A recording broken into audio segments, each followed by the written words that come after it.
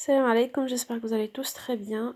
J'avais mis il y a quelques jours une vidéo expliquant les symptômes que j'ai eus avec le coronavirus. Je l'avais enlevé parce que mes parents n'étaient pas au courant et je pensais pas qu'ils allaient regarder YouTube, mais ils ont appris la nouvelle et je leur ai dit que c'était pas vrai, du coup j'ai enlevé la vidéo.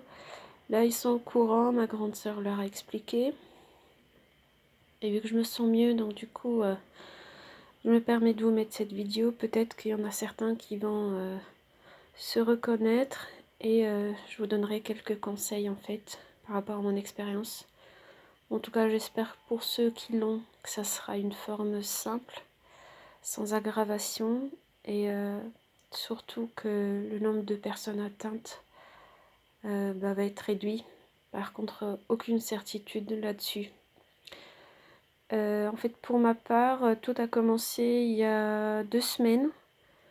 J'avais un état de fatigue extrême, je pensais pas que ça avait un rapport avec WhatsApp parce que j'avais une toute petite toux, c'était pas des quintes de toux, c'est une toux sèche par-ci par-là, mais voilà quoi, moi je pensais pas, je pensais que c'était voilà, c'est le temps qui fait, il y a du vent et tout. Après le dimanche 15 mars au soir, j'ai senti vraiment une oppression au niveau de ma poitrine, surtout quand je m'allongeais. Et je trouvais que c'était bizarre, je me suis dit est-ce que c'est de l'angoisse par rapport à tout ce qu'on voit. Et du coup j'avais pris rendez-vous avec mon médecin traitant, donc le lundi 16 mars. Elle m'ausculte, elle me dit que j'ai une forme de bronchite, mais elle ne peut pas savoir, en tout cas il y a quelque chose qui se passe au niveau de mes poumons, mais elle ne sait pas trop. Elle m'a mis sous antibiotiques. Avec le recul, je me dis c'est ça qui a évité que j'ai de la fièvre, parce que j'ai pas eu de fièvre tout au long. Donc le lendemain, par contre elle m'a dit de faire attention parce qu'avec tout ce qui se passe, c'est peut-être le Covid-19. Donc à partir de ce soir-là, je dors toute seule dans une chambre. Je ferme la porte et j'aère un peu la fenêtre, même la nuit, parce qu'il ne faut pas que l'air soit vraiment... faut éviter que l'air stagne dans la chambre, surtout avec la charge virale qui peut se dégager en respirant. Et le lendemain, j'avais une sorte de diarrhée. J'avais une douleur musculaire et articulaire, mais vraiment qui n'a rien à voir avec tout ce que j'ai pu avoir avant. J'avais même du mal à me laver les mains tellement ça me faisait mal. J'étais très fatiguée, j'avais les yeux très très lourds qui picotaient aussi. J'avais du mal à les ouvrir. Le médecin m'avait donné un seul masque, elle n'en avait pas.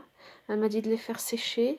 Il y avait une autre soignante qui m'en a donné quelques-uns et je la remercie beaucoup parce que j'ai pas pu en avoir autrement. Et le mercredi, c'était le 18, j'ai perdu complètement l'odorat et le goût. Et c'était d'un coup. Je sentais plus rien. Bon après ça c'est pas très très grave en soi. Je savais pas que ça faisait partie des symptômes. Mais quand j'avais vu ça annoncé par professeur Salomon, de l'Agence française de la santé, qu'il a dit qu'il y avait des remontées par rapport à des sujets jeunes qui présentaient ces symptômes. Là, j'ai commencé, je vous avoue, un peu à flipper. Et samedi, j'avais fait un peu plus de ménage, je voulais un peu nettoyer la maison. Et là, j'avais du mal à respirer. Je commençais à avoir une respiration saccadée. Et là, j'ai appelé ma voisine qui était aide-soignante. Elle m'a dit d'appeler le numéro vert.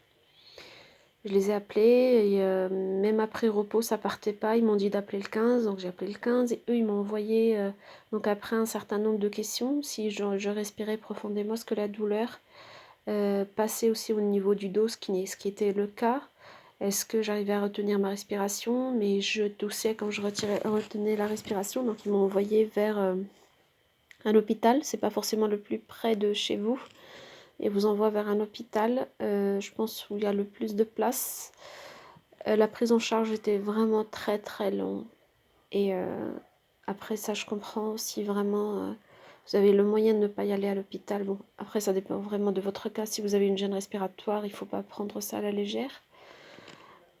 Ils ont décidé de ne pas me garder, mais j'étais sous surveillance à domicile avec une application où on vous pose des questions 2 fois par jour pour compter votre rythme cardiaque, le rythme respiratoire. Et s'il y a quelque chose qui ne va pas, il vous appelle. Donc moi, il m'appelait presque une fois par jour en fonction de la réponse à mes questions. Et après, c'était mon médecin traitant. Je suis quand même... Donc je lui ai expliqué ce qui se passait. Et donc elle m'a dit que pour elle aussi, donc c'était le Covid-19. Et à ce moment-là, en fait, moi je la remercie vraiment de tout mon cœur parce qu'elle m'a dit qu'elle va me suivre quasiment tous les jours avec une téléconsultation à domicile. Et après, donc la question qu'elle me posait, ça peut vous aider. C'est en fait, vous comptez à 20 à voix haute. Donc 1, 2, 3, 4, 5. Et si vous arrivez jusqu'à 20, c'est qu'en fait, votre gêne respiratoire, elle est tout à fait gérable. Mais si vous n'arrivez pas ou que c'est vraiment difficile de continuer parce que il faut compter sans s'arrêter, là par contre c'est problématique. Donc elle voyait que j'avais un peu de mal à respirer quand même, que j'arrivais jamais à aller au-delà de 13. Donc elle m'a mis sous antibiotiques donc mardi dernier. C'est c'est de l'azithromycine. Après moi je vous dis pas de prendre des médicaments tout seul, c'est hors de question. Vraiment, voyez avec votre médecin. Et je pense que ça a vraiment aidé à beaucoup.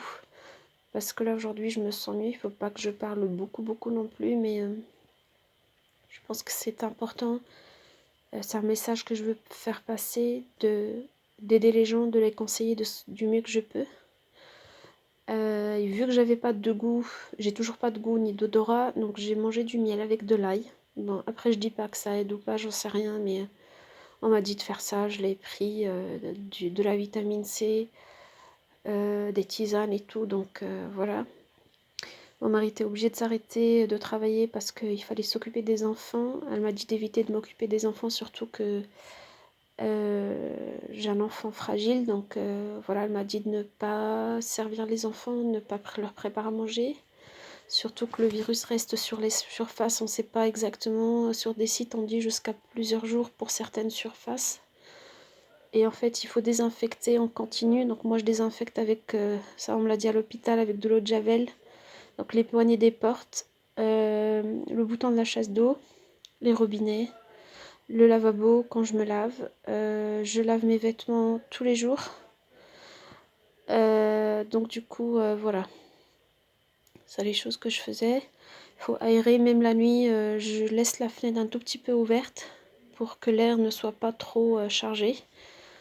Et du coup, j'ai pas vu mes enfants depuis quelques temps. Ils ont un peu peur de moi. J'avoue que ça fait un peu flipper. Mais alhamdoulilah, ça va beaucoup mieux aujourd'hui.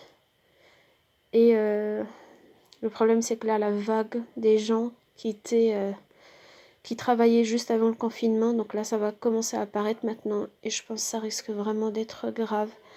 Restez chez vous. Si vous avez les symptômes, appelez votre médecin traitant. Il peut faire quelque chose pour vous avant même d'aller à l'hôpital. Et si vous n'arrivez pas vous avez du mal à respirer, vous sentez une forte pression au niveau de la poitrine, vous avez l'impression que l'oxygène ne remplit pas entièrement vos poumons, c'est qu'il y a quelque chose qui ne va pas. Vous pouvez commencer par appeler le numéro vert qui peut vous orienter. Appelez votre médecin traitant. Évitez le contact avec les autres.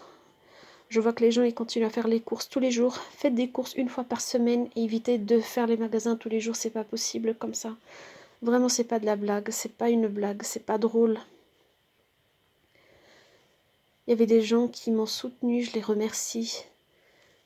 Je remercie mon médecin traitant encore et encore parce que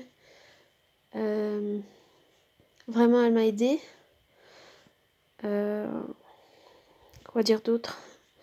Voilà, désinfectez tout ce que vous pouvez désinfecter, lavez les mains de vos enfants, vous leur dites de se laver les mains régulièrement. Faites attention à vous et j'espère à très bientôt. Moi, il me reste encore quelques jours à tenir. Et parce qu'on dit que c'est une vingtaine de jours, ils n'en ont pas 14. Bon, après, les médecins, ils n'ont pas vraiment tous la même information. Moi, du coup, je préfère dire 20. Et j'espère qu'on se retrouvera tous en bonne santé et que tout soit parti vraiment très très vite. Je vous dis à bientôt. Salam alaikum, prenez soin de vous. Beaucoup d'invocations, de prières pour ceux qui croient. Et je vous dis à bientôt, Inch'Allah.